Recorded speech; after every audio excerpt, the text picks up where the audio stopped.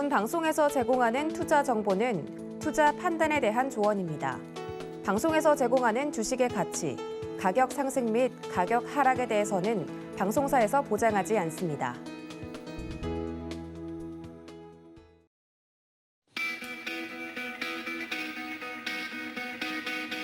안녕하십니까. 고수익 작전 타임 진행의 도지은입니다. 간밤에 뉴욕 증시는 제롬 파월 연준 의장이 고물가와의 전쟁을 선포를 하면서 다가오는 FOMC 5월 회의에서는 보다 공격적인 금리 인상이 있을 수 있겠다라는 이야기를 시사하면서 뉴욕 증시는 좀 조정을 받는 모습을 보였습니다. 굉장히 연준 의장이 이 시장에 대해서 분명한 시그널을 보내고 있는 것 같은데요. 이에 따른 전략 오늘도 어떻게 세워보면 좋을지 많은 투자자분들 어려우시죠? 저희가 고수익 작전 타임에서 제대로 작전 짜드리도록 하겠습니다. 끝까지 함께해 주시면 감사하겠고요. 그럼 간밤에 좀 조정을 받았다는 뉴욕 증시 상황 살펴봐야 될 것 같습니다. 글로벌 시황센터 연결하죠. 안녕하세요. 캐스터 박재은입니다. 오늘도 미국 증시 상황 자세히 짚어드리도록 할 텐데요. 간밤 뉴욕 증시는 조정을 받는 모습이었습니다. 제롬 파월 연준 의장의 매파적인 발언에 시장이 위축된 것으로 보여지고 있는데요. 3대 지수 일제히 하락하면서 마감을 했습니다. 자세한 마감 상황 살펴보도록 하겠습니다. 다우존스는 0.58% 내린 34,552선에 나스닥은 0.4% 밀렸고요. S&P 500은 0.04% 소폭 밀리면서 마무리 지었습니다. 기술주 흐름도 살펴보도록 하겠습니다. 간밤 기술주를 중심으로 조정을 받는 모습이어서 특히 기술주의 하락세가 두드러졌는데요. 애플부터 살펴보도록 하겠습니다. 애플은 일부 서비스가 일시 중단되는 사태가 벌어지면서 어떻게 나왔는지 확인을 해보도록 할 텐데요. 그래도 0.85% 오르면서 165달러 선으로 거래 마쳤습니다. 마이크로소프트도 살펴보시면 0.42% 내린 299달러 선에 알파벳 A는 0.02% 소폭 조정받는 모습이었습니다. 다음 장도 확인해 보도록 하겠습니다. 네, 일단 아마존부터 체크할 텐데요. 아마존은 강보합권 정도 지나가면서 3,229달러 선에 테슬라가 오늘 큰 폭의 상승을 나타냈는데요. 기가 베를린 딜리버리 데이에 대한 기대감으로 랠리를 시연하는 모습이었습니다. 1.74% 오르면서 921달러 선으로 거래 마쳤고요. 엔비디아는 1%대 상승폭으로 거래 마쳤습니다. 다음 장도 확인해 보도록 하겠습니다. 네, 변동성 지수 1.42% 하락하면서 23포인트 선으로 밀리는 모습이었고요. WTI가 7%대 급등을 하면서 112달러 선을 상회하는 모습이 나타났습니다. 에너지 섹터도 전반적으로 오르는 모습이 시연이 되기도 했죠. 국제유가는 유럽의 러시아산 원유 수입 수출 금지 소식에 이렇게 오르는 모습이 포착이 됐다는 점 확인이 되고 있습니다. 급등한 만큼 꼭 체크가 필요하다는 점 확인이 필요하고요. 골드는 0.27% 오르면서 1,929달러 선으로 거래 마쳤습니다. 다음 장도 확인해 보도록 하겠습니다. 네, 특징주 흐름 살펴볼 텐데요. 에너지 섹터 앞서도 잠깐 짚어드렸는데 간밤에 유가가 급등을 하면서 상승세에 시연하는 모습이 나타났습니다. 자세히 살펴보도록 하죠. 엑슨모빌은 4%대 급등하면서 82달러 선에, 쉐브론은 1.8% 오르면서 164달러 선으로 거래 마쳤고요. 쉘은 3.27% 오르면서 2,005달러 선을 상회하는 움직임이 포착이 됐습니다. 다음 장도 확인해 보도록 하겠습니다. 네, GM은 소프트뱅크가 보유한 크루즈 부문에 인수를 한다라는 소식이 들려왔는데요. 이에 따라 오르는 모습이 나타나기도 했지만 결국에는 하락세를 보이면서 43달러 선으로 거래 마치는 모습이었습니다. 포드모터도 살펴보도록 하겠습니다. 모건 스탠리가 목표가 하향 조정 리포트를 내면서 하락세 면치 못했고요. 16달러 선 지나갔습니다. 보잉은 3%대 조정을 받는 모습이 나타났는데요. 중국 항공기 추락 사고 연관됐다는 소식이 나타난 점 확인이 되고 있습니다. 네, 이렇게 마감 상황 살펴봤고요. 그러면 이제부터 외신 하나하나 짚어보도록 하겠습니다. 최근 연준의 매파적인 행보가 주목이 되고 있는데 제롬 파월 연준 의장이 예상보다 더 매파적인 발언을 내놨습니다. 자세한 기사 내용 살펴보도록 하죠. Powell says inflation is much too high and the Fed will take necessary steps to address 라고 밝혔는데요.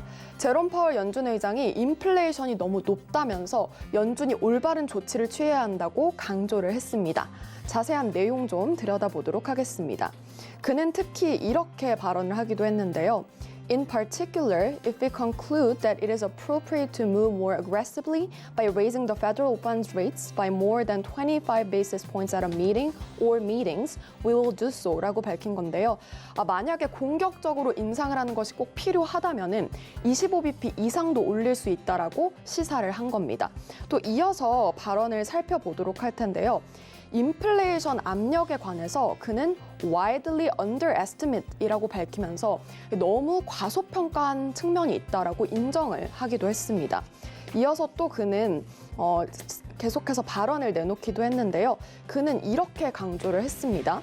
The risk is rising that an extended period of high inflation could push longer-term expectations uncomfortably higher라고 밝히면서 리스크가 지금 도래하고 있다라고 강조를 한 겁니다. 왜냐하면 장기적으로 인플레이션이 이렇게 계속 올라가면 계속해서 경제 재개에 대한 기대감을 밀어 올릴 수 있고 그렇다면 경제 재개에 대한 기대감이 아무래도 좀 안 좋아질 것으로 보기 때문으로 보고 있는데요. 특히나 그는 which underscores the need for the committee to move expeditiously as I described라고 밝히면서 그렇기 때문에 연준이 더 빨리 좀 조치를 취해야 한다고 강조를 하기도 했습니다. 이렇게 인플레이션에 대해서 우려를 하면서 매파적인 태도로 보인 제롬 파월 연준 의장 때문에 간밤에 뉴욕 증시가 조정을 받는 모습이 나타나기도 했는데요. 이번 주에 많은 연준위원의 발언이 있을 것으로 예상이 되기 때문에 이 부분도 주의 깊게 살펴보시면 좋을 것 같습니다. 이어서 다음 기사도 보도록 하겠습니다. 어제 제가 니켈 부족 현상에 대해서 짚어드렸는데 이 전기차에 대한 타격이 또 하나 원인이 제기가 되고 있습니다. 바로 리튬이 공급난을 겪는다는 건데요. 자세히 살펴보도록 하겠습니다. Hitting Ford's EV goal won't be easy. There isn't enough metal. 네, 이렇게 되면 포드의 이 판매 목표가 있는데 이 목표가 달성이 되지 못할 것이다. 생산도 그렇고요. 판매도 그렇고요. 문제가 발생한다는 얘기가 나왔습니다. 이유는 지금 금속이 풍족하지 못하기 때문인데요. 자세히 좀 살펴보도록 하겠습니다. 모건 스탠리의 한 애널리스트는 이렇게 밝혔는데요. Increasingly concerned at the ever-widening gap of company EBIT targets and the actual physically available or refined capacity of battery metals to supply them 이라고 밝히면서 지금 수요에 뭔가 차질이 생기는 것으로 공급의 차질이죠. 공급의 차질이 생기는 것으로 밝힌 건데 문제점을 짚었습니다. 지금 전기차 생산 목표와 현재 지금 쓸 수 있는 금속의 수용량이 굉장히 차이가 많이 난다. 이 얘기를 강조를 한 겁니다. 그만큼 이 격차로 인해서 앞으로 문제가 될 것이다라고 보고 있는 건데요. 최근에 포드는 전기차 생산 목표를 높인 바 있습니다. 하지만 이것에 차질이 우려되는 상황이고 전문가는 금속이 충분하지 않다면서 이 공급난 우려, 가격 상승까지 우려를 하고 있는 상황이기 때문에 이 부분은 잠시 후 김민수 대표님과 체크해 보도록 하겠습니다. 마지막 기사도 살펴보도록 하죠. 최근 코로나 변이로 인해서 또 다른 확산세가 나타나고 있는 가운데 코로나 부스터샷 관련 의견이 나왔습니다. 자세히 들여다보도록 하죠. FDA Advisory Committee to discuss future of COVID boosters. FDA가 코비드 부스터샷에 대해서 논의를 할 것이다라는 내용이 나왔는데요. 자세한 내용 들여다보도록 하겠습니다. A Food and Drug Administration Advisory Committee will meet next month to discuss the future of COVID-19 booster shots in the U.S. and whether the vaccine should be updated to target specific variants라고 밝힌 건데요. 이 미국의 식품의약국 FDA가 다음 달에 이제 미팅을 가지면서 코비드 부스터샷에 대해서 논의를 할 것이라고 밝힌 건데 특히나 이 백신이 특히 변이에 효과가 있는지를 확인할 것으로 보고 있습니다. 회의는 4월 6일 날 열릴 것으로 예상이 되고 있는데요. 자세한 커멘트도 살펴보도록 하겠습니다. Now is the time to discuss the need for future boosters as we aim to move forward safely with COVID-19 becoming a virus like others, such as influenza라고 밝히면서 이제는 독감 백신처럼 매년 맞는 것을 검토할 것으로 지금 추정이 되고 있습니다. 네, 이렇게 앞으로 코로나19 관련해서 어떻게 조치를 취할지 궁금해지는 대목인데요.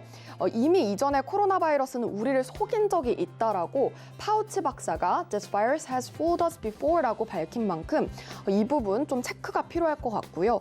코로나 재확산에 대비한 투자 전략은 잠시 후 김민수 대표와 확인해 보시죠. 지금까지 마감 시황 살펴봤습니다. 네, 뉴욕 증시 마감 상황과 외신까지 체크를 해보고 돌아왔습니다. 이분이 굉장히 언급이 많이 됐으니까 빠르게 좀 모셔보는 게 좋을 것 같습니다. 첫 번째 코너 레몬 리서치 김민수 대표님 모셔보도록 하겠습니다. 대표님 안녕하십니까? 네, 안녕하십니까? 네, 반갑습니다. 첫 번째 이슈로 좀 넘어가 보도록 하겠습니다. 간밤에 뉴욕 증시 좀 조정을 받았다 이야기를 외신센터 통해서 좀 들어봤는데 그것 이외에도 좀 코로나19 이슈가 있어서 준비를 했는데요. 국내뿐만 아니라 유럽, 미국에서도 스텔스 오미크론, 그러니까 새로운 오미크론 변이 바이러스가 좀 퍼지고 있다라는 또 부정적인 이슈가 나오고 있습니다. 국내에는 아직 정점이 찍히지 않은 것으로 알고 있는데 만약에 이런 오미크론 변이가 또 퍼진다면 투자 전략을 새롭게 좀 짜봐야 될 것 같은데 대표님 생각은 어떠실까요? 네, 안 그랬으면 좋겠습니다. 이제 지겹습니다. 더 확산 안 됐으면 좋겠는데 또 세상 일이 그렇지가 않죠. 예, 그래서 지금 나오고 있는 변화를 보게 되면 앞서 미국의 그 파우치 소장님께서 얘기하셨던 여러 가지 내용 중에서 또 지금 코로나는 우리를 많이 속여왔다라는 관점들, 이게 어떤 의미를 가지느냐에 대해서도 또 생각을 해볼 필요는 있을 것 같은데요. 근데 그만큼 자연현상에 대해서, 특히 또 어떤 질병에 대해서 인간이 대응할 수 있는 한계와 또 좌절, 이런 걸 또 많이 표현한 하나의 단어가 아닌가 생각 들어서 솔직히 마음이 아팠습니다. 그런데 지금 제 주식을 하는 입장 쪽에서 이렇게 발생한 부분들이 참 오랫동안 재현이 되고 있고, 거기서 이제 사람들 마음속에서도 이제 어느 정도 이만하면 되지 않겠느냐, 그래서 이제 좀 정상화로 나가야 되지 않을까라고 생각하는 때에 대해서 얼만큼 또 큰 장애물로 다가오느냐가 제일 중요한 어떤 체크해야 될 상황이라고 보여지고 있는데, 근데 지금 또 얘기 나오는 부분들은 미국이나 유럽도 마찬가지겠지만 한국도 저 지방 쪽에서부터는 이 얘기 나오는 스텔스 오미크론이 이제 주종이 될 정도로 좀 더 확산이 돼간다라고 보여지고 있고요. 이게 또 이제 단순하게 어떤 확진자 추이 같은 경우도 지난 영국이나 또 이제 미국 같은 경우도 드라마틱하게 낮아졌던 확진자 수가 최근 들어서 다시 늘어나기 시작을 한다고 얘기를 하고 있고요. 그런 쪽에서 이제 확진자 수 자체가 늘어나는 것과 함께 또 어떤 새로운 변이 바이러스의 가능성, 근데 이게 새로운 것보다는 약간 하위 버전이라고 얘기를 하는 것 같습니다. 즉 오미크론의 아랫 버전이다 보니까 이게 뭐 스텔스 오미크론이라고 얘기를 하고 있지만, 그리고 또 이게 요즘에 도시 신규 확자의 한 30%를 차지한다고 얘기를 하고 있지만, 근데 하위 버전이라는 얘기는 쉽게 말씀드리면은 전파력은 더 강해지는데 중증도는 또 낮아지는 현상들이 나오겠죠. 그래서 점점 더 과거에 한 번 걸리면 죽는 병이다라고 생각했던 흐름들이 점점 더 이제 증상도 완화되는 쪽으로 가면서 뭐 감기 수준으로 이어가고, 거기다가 또 이어지고 있는 전파력은 늘어난다고 하더라도 이런 현상들로 가닥을 잡는다고 하게 되면, 근데 아무리 감기 수준이라고 하더라도 걸리신 분들 얘기 들어보다 보니까 참 걸리면 안 되겠다는 생각이 듭니다. 많이 아프답니다. 네, 뭐 요즘 또 주변에서 많이 걸리고 있죠. 네, 그래서 이런 현상을 봤었을 때 지금 이를 또 심각하게 받아들일 것이냐, 아니면 이럼에도 불구하고 리오프닝과 관련된 부분들이 다시 이어질 것이냐라는 가장 큰 단서는, 이 첫째는 다시 확진자 수가 또 이전처럼 폭발적으로 늘어날 것인가에 대한 부분들이 첫 번째 같고요. 두 번째는 바이러스가 또 새롭게 이어진다고 하더라도 하위 버전이면 오히려 그렇게 크게 신경을 더 국가 차원에서 신경을 더 많이 쓰진 않을 것이라는 부분들인데, 하지만 또 아직 우려감은 새로운 바이러스가 출현하는데 지금 같은 하위 버전이 아니라 오히려 좀 다른 쪽, 그러니까 델타가 나왔으면 이제 또 뭐가 나올까요? 뭐 또 더 새롭게 출현하는 종이 나와서 변이 바이러스에 대한 하나의 축이 만들어진다. 그리고 또 전파력보다는 또 중증도가 좀 더 높아진다라고 하는 이 부분이 제일 걱정인 상황들이겠죠.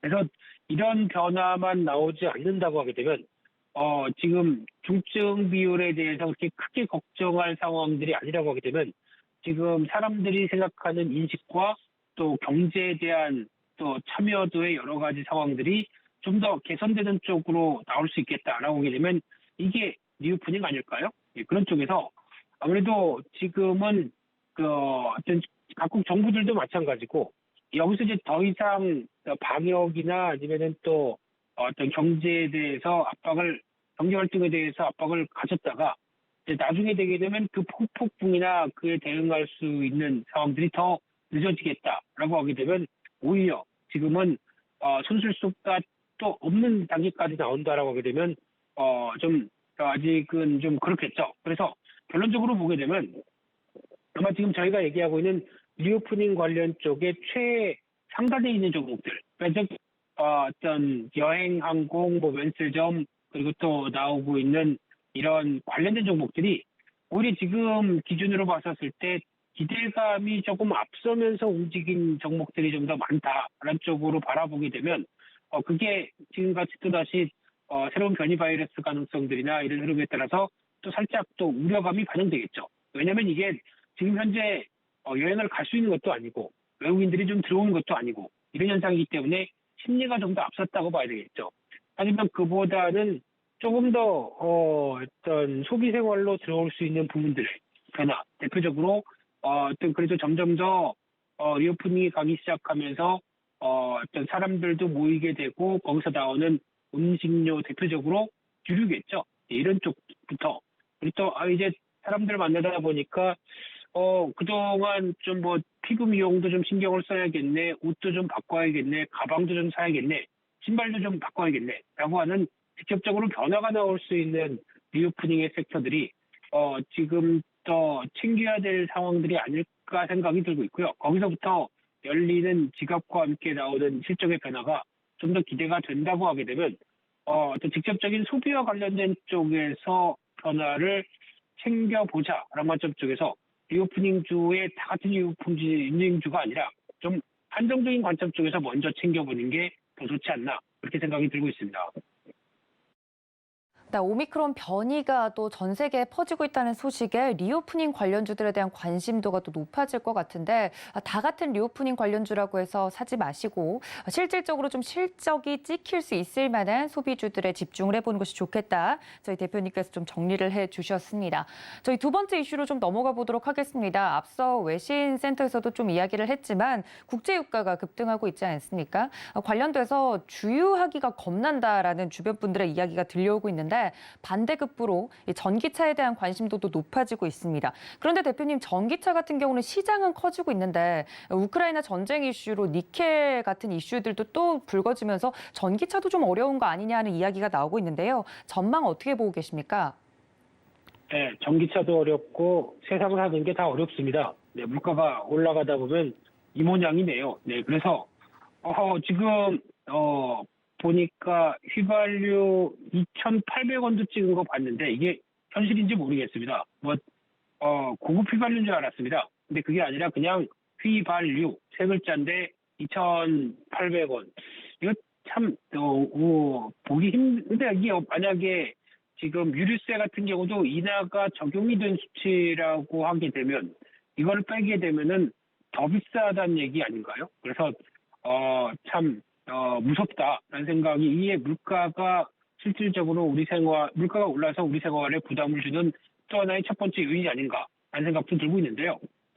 그래서 지금 그러다 보니까 이제 또 고유가가 이어지는 가운데 그에 따른 수요다라고 하게 되면 저희가 전통적으로 많이 그렇게 봤었죠. 전기차가 좀 더 수요가 늘어날 것이고 거기다가 또 이제 신재생 에너지 같은 경우도 좀 더 빨라질 것이고 그런 쪽에서 어떤 좀 대체적인 에너지에 대한 시각들과 삶의 변화를 더 생각을 했었는데 그래서 이제 그러면은 이제 내연기관 말고 전기차를 사야지라고 또 전기차 가격을 딱 알아보다 보니까 또 깜짝 놀라죠. 네, 어느 사이에 테슬라 같은 경우도 한 200만 원을 갑자기 올려버렸고 자동차 가격들이 생각보다 많이 또 올라가는 추세입니다. 그래서 지금 기준으로 보게 되면 좀 유가가 올라서 이를 회피하려고 전기차를 사려고 그러는데 전기차 가격도 만만치가 않네. 라고 볼 수 있는 게 유가가 오르게 되면은 대표적으로 또 다른 원자재 가격들이 다 같이 오르게 되는 현상들이 나오죠. 그게 어떻게 보면 지금 얘기하는 인플레이션의 효과이기 때문에요. 그렇게 되면 전기차 안에 가장 핵심적인 쪽이 2차 전지일 거고 2차 전지에 대해서 그 만드는 업체들 같은 경우 보통 셀 메이커라고 그러죠. 여기서 이제 양극재, 음극재 뭐 이런 제 원자재들을 구성했던 흐름들을 받아다가 셀을 2차 전지를 만드는데 그 업체들이 뭐 니켈도 올랐어요, 코발트도 올랐어요, 망간도 올랐어요, 다 올랐기 때문에 이만큼 올려서 납품할 수밖에 없어요라고 하게 되면 2차 전지 업체들은 그러겠죠.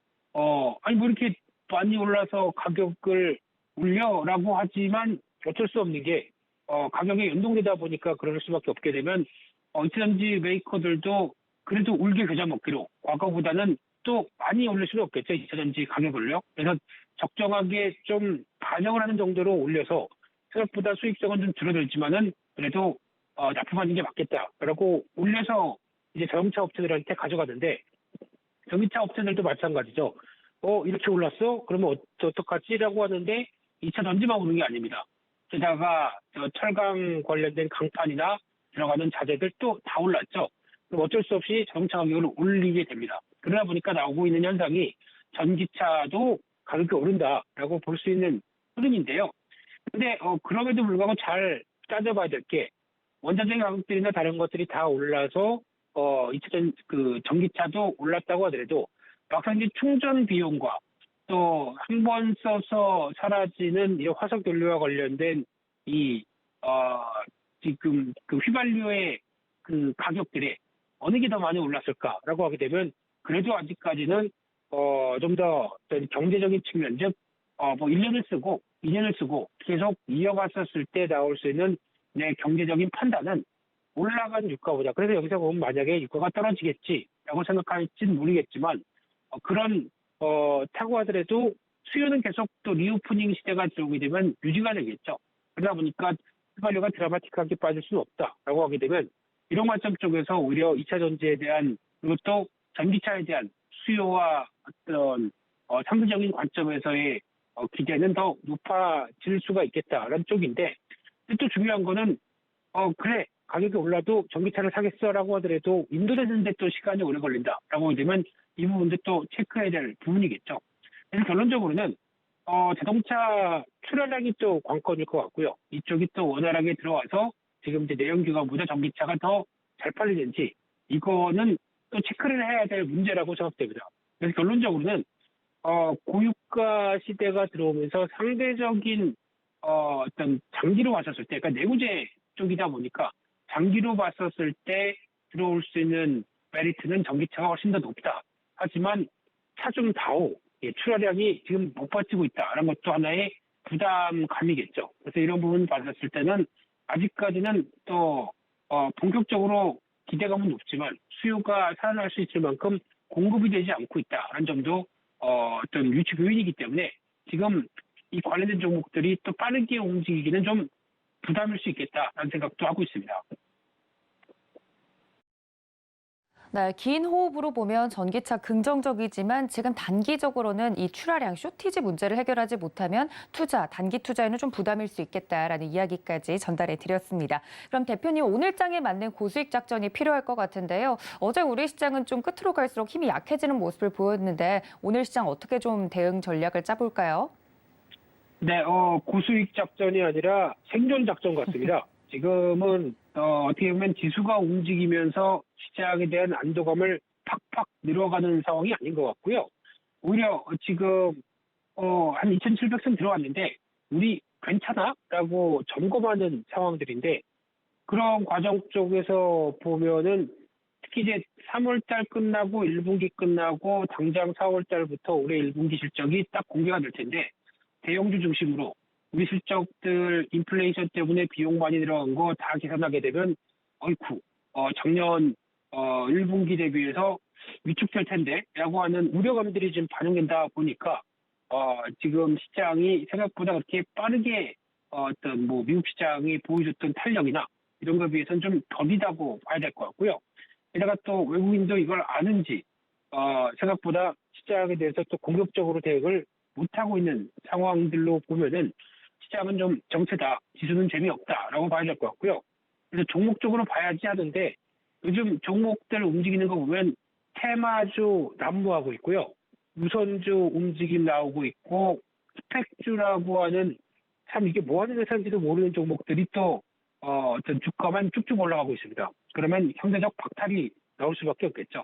그래서 결론적으로는 종목 장세는 맞는데 그렇다고 해서 뭐 이런 거 한번 나도 해볼까라고 하는 전혀 모르는 종목 가지지 않으셨으면 좋겠고요. 그래도 작년 실적 괜찮았고 올해도 실적에 대한 기대감들이 가격 정가 능력과 함께 이어질 때 거기서 보여줄 수 있는 자리를 잘 찾아서 내가는 게 훨씬 좋겠다라고 말씀드리고 싶습니다. 네, 지금은 좀 생존 전략을 생각해 봐야 될 때다라고 대표님께서 말씀해 주신 만큼 짚어주신 부분도 여러분들도 체크 부탁드립니다. 지금까지 레몬리서치 김민수 대표님과 함께했습니다. 대표님 고맙습니다. 감사합니다.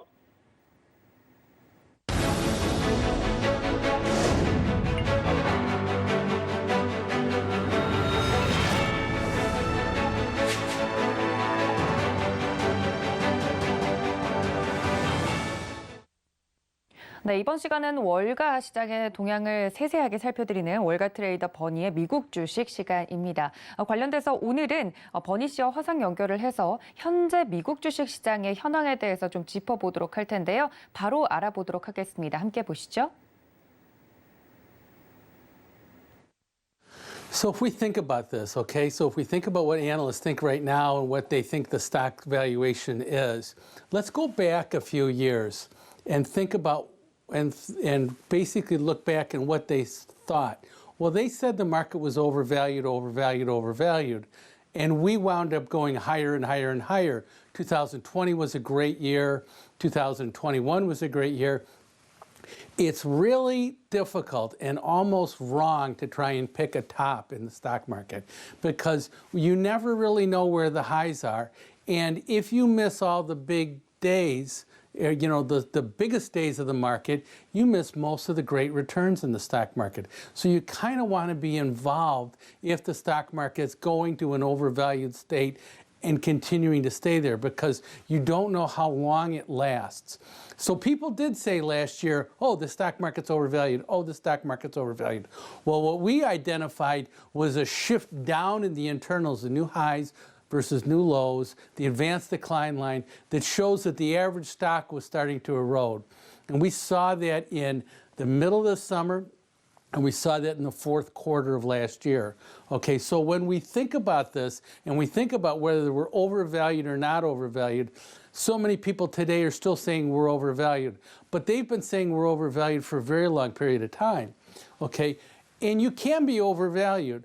But when you think about those same companies and you take their earnings and their revenues out 3 or 4 years and they've grown faster than those analysts anticipated, what's happened is those stocks which look to be overvalued today are really fair valued at much higher prices with much, much more revenue growth and much, much more earnings growth.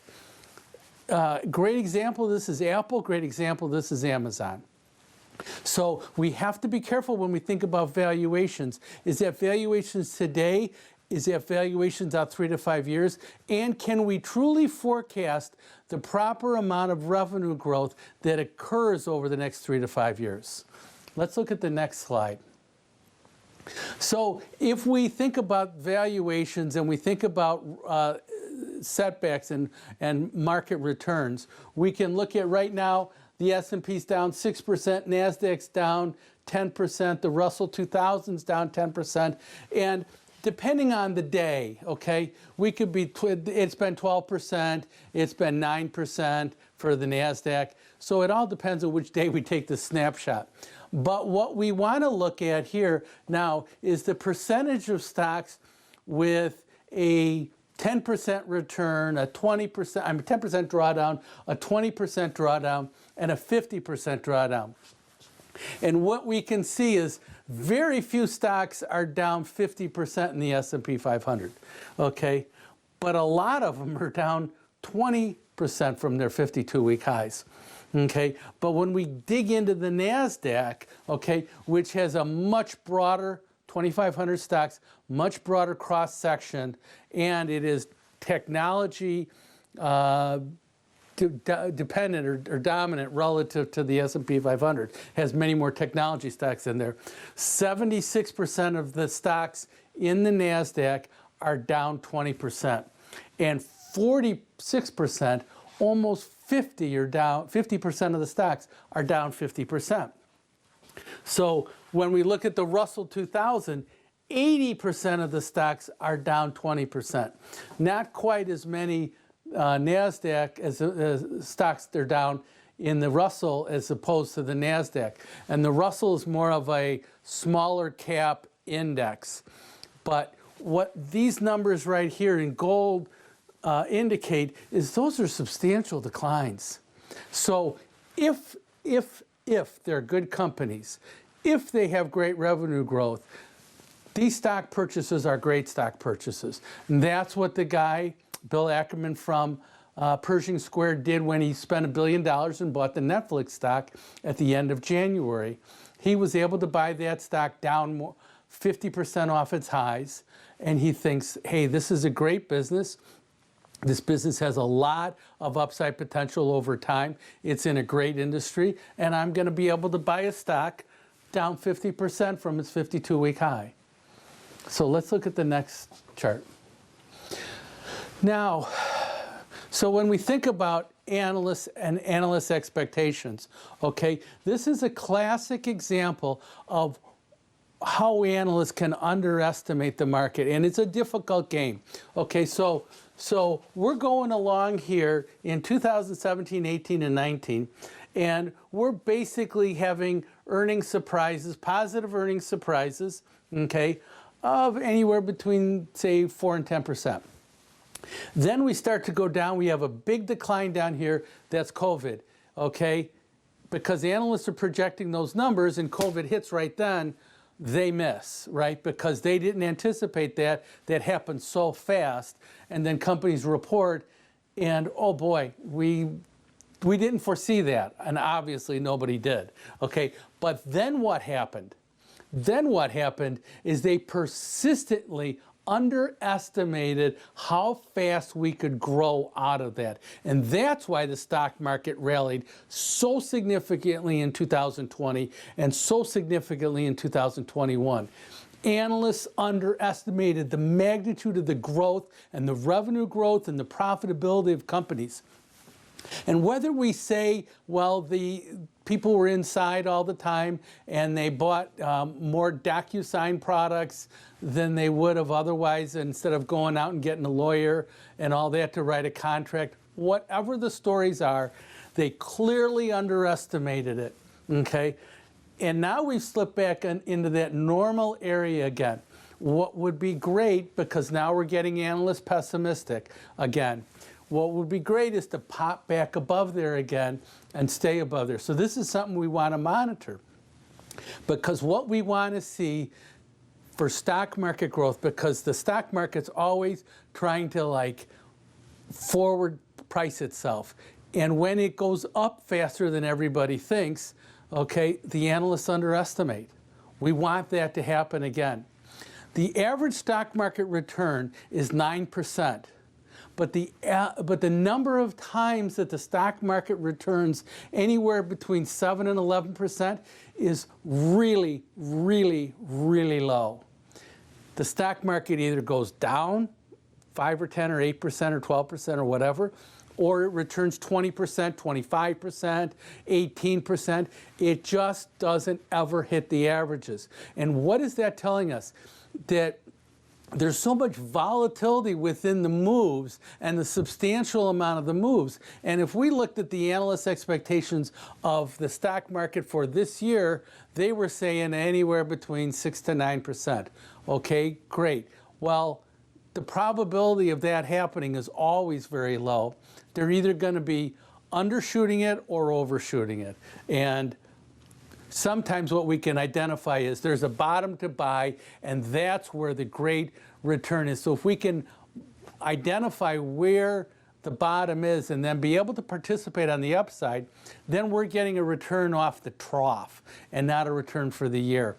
And in a market that goes up and down during the course of the year, that's a more significant item. A market that goes up in January and either continues to go up or chops around, those are the ones that go up 25, 30%, that sort of thing, off the top, off the beginning of the year. 네, 월가 애널리스트들이 보는 미국 주식 현황에 대해서 이야기를 들어봤습니다. 이 프로그램 같은 경우는 서울경제TV 유튜브에서도 다시 보실 수 있으니까요. 여러분들 이 점 기억해 주시고요. 노란톡도 열어두고 있을 테니까 많은 참여 부탁드리겠습니다.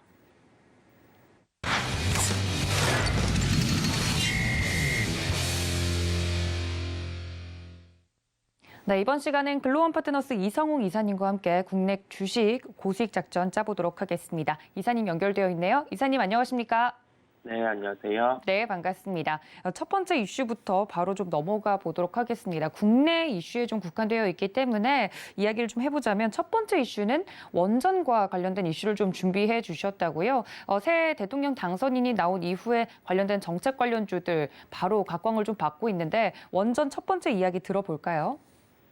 네, 이게 새로운 정부가 구성되고 나서 최근에 정책이 하나둘 발표가 되고 있는데 중점적으로 주목되는 부분이 신재생에너지 부분입니다. 전 정부에서는 원전을 배제하는 그런 정책이었고요.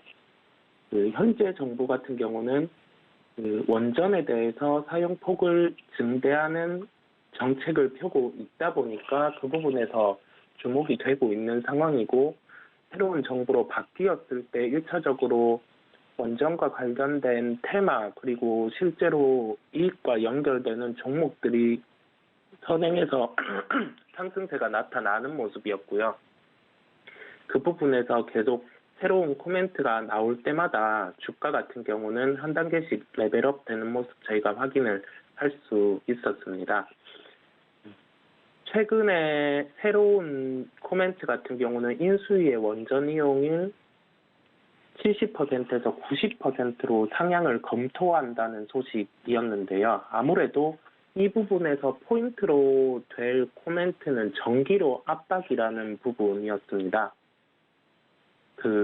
한국전력 같은 경우가 원자재 상승이라든지 그러한 부분을 전기요금의 인상에 전가하지 못하면서 적자폭이 커지는 모습이었고요. 그렇다 보니까 이번 정부의 해석 같은 경우는 이 부분의 적자에 대해서 원자력 발전 비중 확대를 통해서 이거를 풀어나가겠다는 공식적인 코멘트를 하는 모습이었습니다.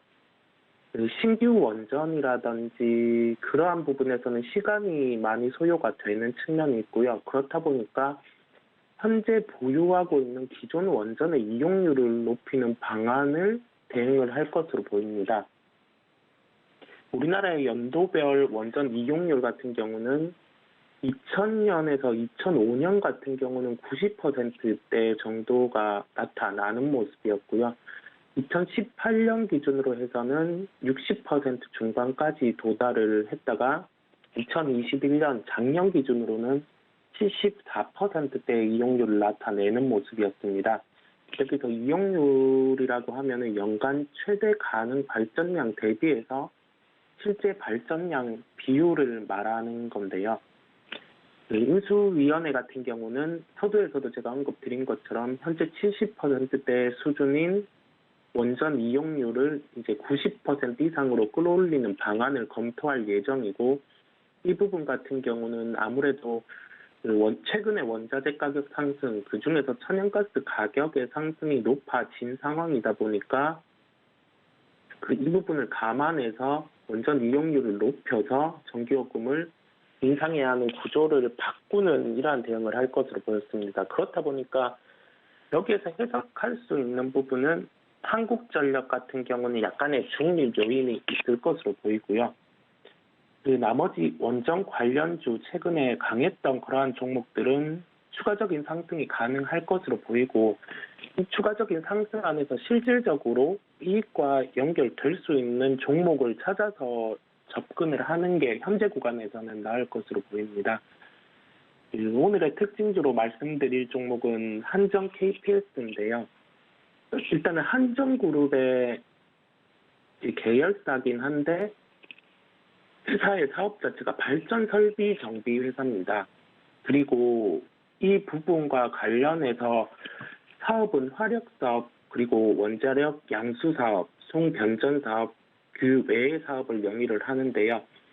그 화력이나 원자력 송변전 사업에서 살펴볼 수 있듯이 그런 최근에 중점적으로 부각이 되었던 신재생이라든지 그러한 부분과 관련해서도 송변전 사업 부분에서 부각이 가능하고요. 원래 매출이 높았던 원자력이나 양수 사업 부분에서 줄어든 매출이 상승할 수 있는 기대감이 부여될 수 있을 것으로 보입니다. 그리고 이 원자력 양수 사업 측면에서 경상정비공사도 사업 내용에 있지만은 개보수 측면도 사업 내용에 포함이 돼 있다 보니까 이번 정부에서 얘기한 그런 기존의 원전을 통해서 발전 효율을 올리는 부분과 관련해서 직접적인 수혜가 가능한 기업일 것으로 보입니다. 그렇다 보니까 최근에 이 원전과 관련된 테마 종목들의 주가가 상승한 측면이 있지만, 그리고 연계해서 그러한 종목들이 강할 수 있지만은 이제는 수익과 연결될 수 있는 종목을 찾아서 조금 편하게 접근하는 게 나을 것으로 보이고요.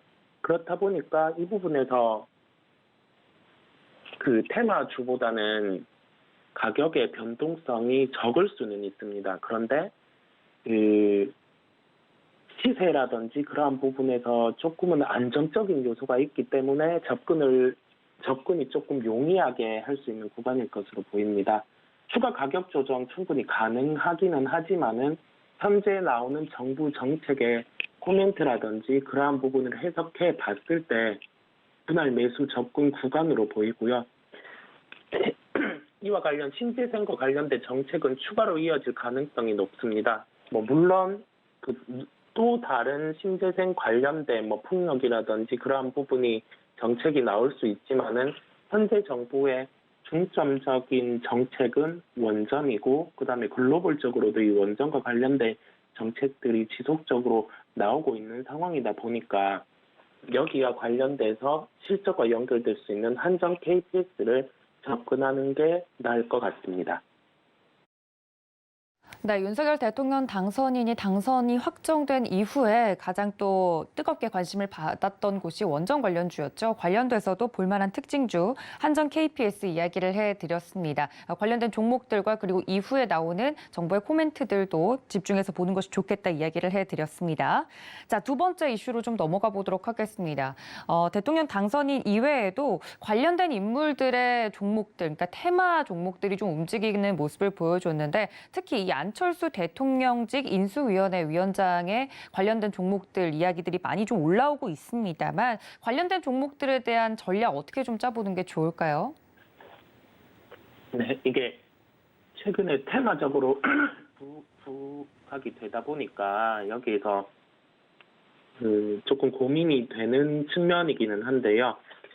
안랩 같은 경우는 영국계 펀드에서 지분 신고를 한 부분이 있었는데, 전일 같은 경우는 JP모건 쪽에서 지분 신고, 즉 5% 이상의 주식을 매수하게 되면은 지분 신고를 해야 되는데, 어제 지분 5% 이상을 매수하게 되면서 신고를 하게 되었거든요. 그렇다 보니까 여기에서 해석을 해볼 게 가능성에 베팅을 하는지 그 여부인데, 지금 한랩의 사업 펀더멘탈 자체는 IT와 관련된 그런 부가적인 요소가 있다 보니까 나쁘지는 않은데, 이게 안철수 선대위원장의 총리로 가는 변수가 있기 때문에 이 부분에서 주가가 또 변동성이 커질 수 있는 요인이 있거든요. 왜냐고 하면 이게 총리로 가면은 백지 신탁으로 이 지분을 맡겨야 되는 요인이 있다 보니까 그러한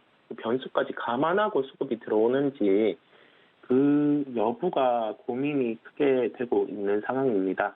다만 주가의 추세로 보면은 추가적인 상승이 가능한 구간이고요. 수급적인 측면에서도 그 영국계라든지 외국계의 지분 신고가 있으면서 이 부분에 대해서 긍정적인 요인이 나타나고 있는 상황입니다. 그 변수에서는 불확실성이 있는데 아무래도 그 백지 신탁과 관련된 총리 부분, 그 부분에서 약간의 변수 요인이 있는 것으로 보입니다.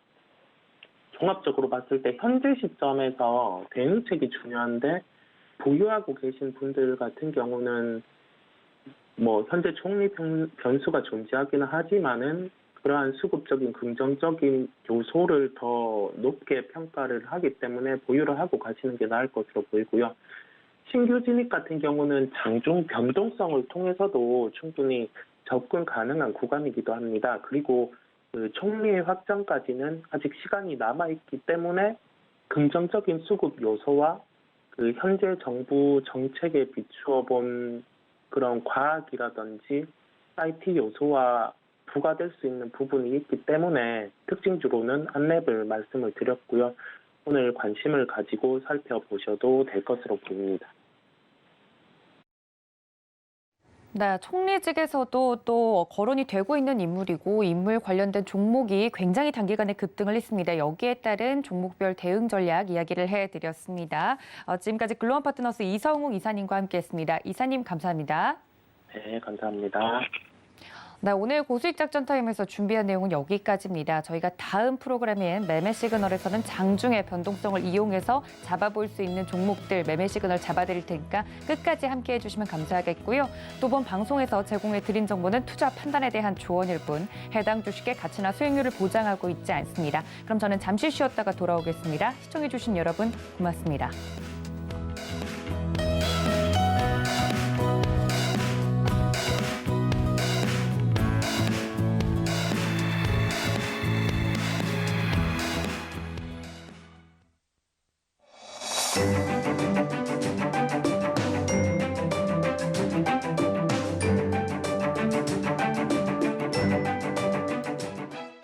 안녕하세요. K웨더 라이프스타일 예보 김단비입니다. 오늘 아침까지 꽃샘 추위가 이어지며 쌀쌀합니다. 아침 기온 서울 1도, 강릉과 대전 2도, 광주 5도, 대구는 7도를 보이고 있고요. 한낮 기온은 서울 12도, 대전 13도, 강릉 8도, 광주 14도, 대구 15도까지 오르며 일교차가 다소 크겠습니다. 오늘 아침 나서실 때도 입고 벗기 편한 겉옷을 챙기시는 게 좋겠습니다.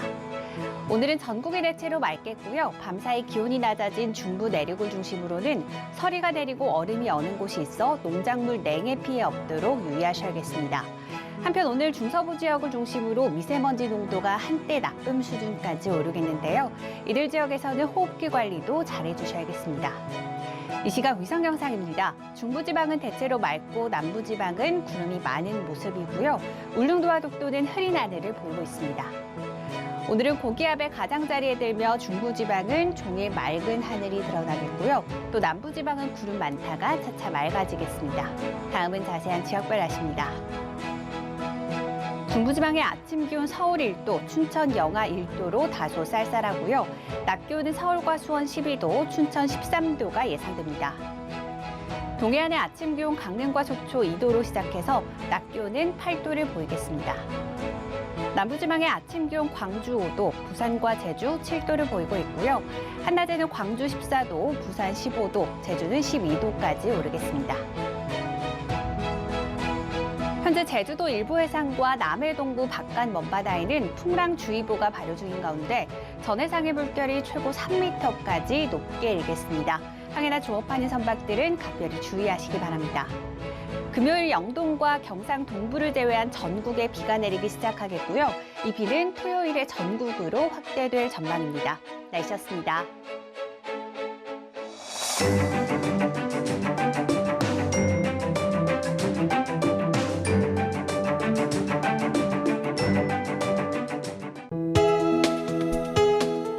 본 방송에서 제공하는 투자 정보는 투자 판단에 대한 조언입니다. 방송에서 제공하는 주식의 가치, 가격 상승 및 가격 하락에 대해서는 방송사에서 보장하지 않습니다.